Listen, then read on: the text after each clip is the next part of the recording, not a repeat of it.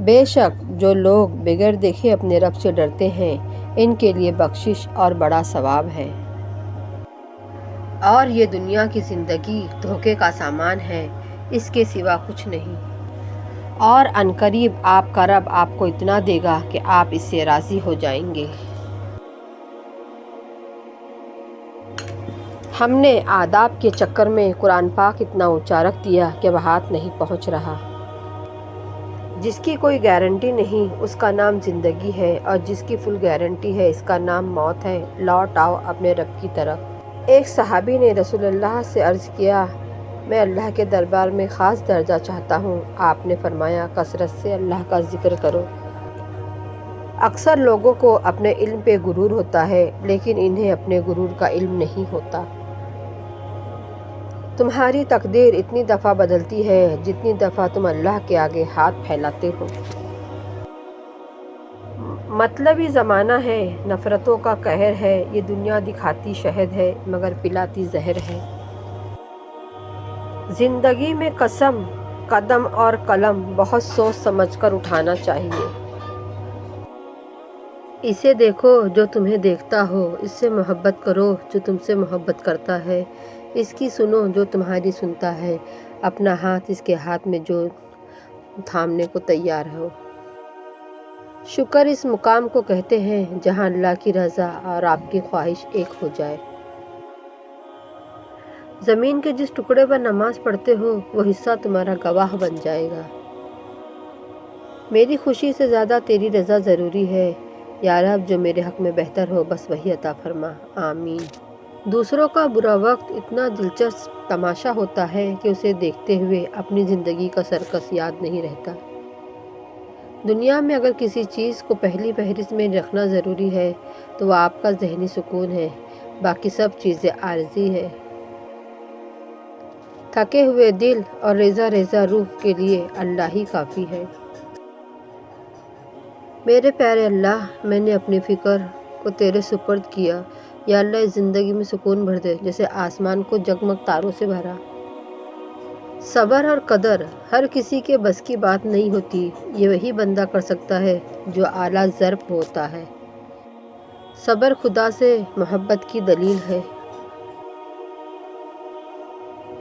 دعاؤں کے روپ میں ملنے والی محبتیں بہت قیمتی اثاثہ ہوتی ہیں۔ بے شک قرآن مجید دلوں کا سکون ہے اور ہماری ہر الجھن کا واحد حل ہے۔ منزلیں بہادروں کا استقبال کرتی ہے، بزدلوں کو راستے کا خوف ہی مار دیتا ہے۔ کچھ لوگوں کی فطرت پرندوں کی طرح ہوتی ہے، جہاں دانا وہیں ٹھکانا، کوشش کرے رشتوں میں مخلص رہے۔ دلوں میں رہنا سیکھے، غرور میں تو سبھی رہتے ہیں۔ درد اللہ سے بانٹ لو تو روح کو بھی سکون آ جاتا ہے۔ اللہ سے معافی چاہتے ہو تو لوگوں کو معاف کر دو۔ حاصل کو تقسیم کرو، عطا کی بارش ہوگی۔ چیزوں کی اہمیت نہیں ہوتی، وہ کبھی نہ کبھی مل ہی جاتی ہے، صرف انسان ہے جس کا کوئی نام البدل نہیں ہوتا اور وہ دوبارہ کبھی نہیں ملتے۔ حساب کتاب صرف رب نے صحیح لگایا، سب کو خالی ہاتھ بھیجا اور خالی ہاتھ بلایا۔ سنو اللہ سے مانگ کر نہیں روتے، اللہ سے رو کر مانگا کرتے ہیں۔ جیسا کرو گے ویسا بھرو گے۔ نیکی ہمیشہ فائدہ دیتی ہے۔ دکھ اگر صرف اپنا محسوس ہو تو اپنے حساس ہونے پر نظر ثانی کرنے کی ضرورت ہے۔ اللہ پر گمان نہیں یقین رکھو، تمہیں بہتر نہیں بہترین ملے گا۔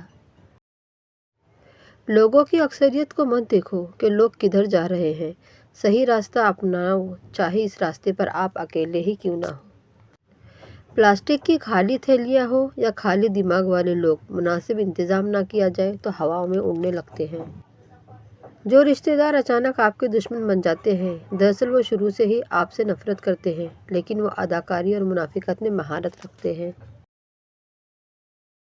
حسد کسے کہتے ہیں؟ کسی سے نعمت کے چھین جانے کی تمنا کرنا یا خواہش کرنا، فلاں شخص کو یہ نعمت نہ ملے، اس کا نام حسد ہے۔ ہم زندگی میں ضرور کامیاب ہوں گے اگر ہم ان نصیحتوں پر عمل کر لیں جو دوسروں کو کرتے ہیں۔ ہر جگہ بیٹھنا اور منہ مارنا کبھی کبھی مہنگا بھی پڑ جاتا ہے۔ انسان مستقبل کا سوچ کر اپنا حال برباد کر دیتا ہے، پھر مستقبل میں اپنا ماضی یاد کر کے روتا ہے۔ چپ کر کے سہتے رہو تو اچھے ہو، بول پڑو تو آپ سے برا کوئی نہیں۔ چیزیں ٹھیک ہو جاتی ہیں، وقت بھی بدل جاتا ہے، لیکن ہم پہلے جیسے نہیں رہتے۔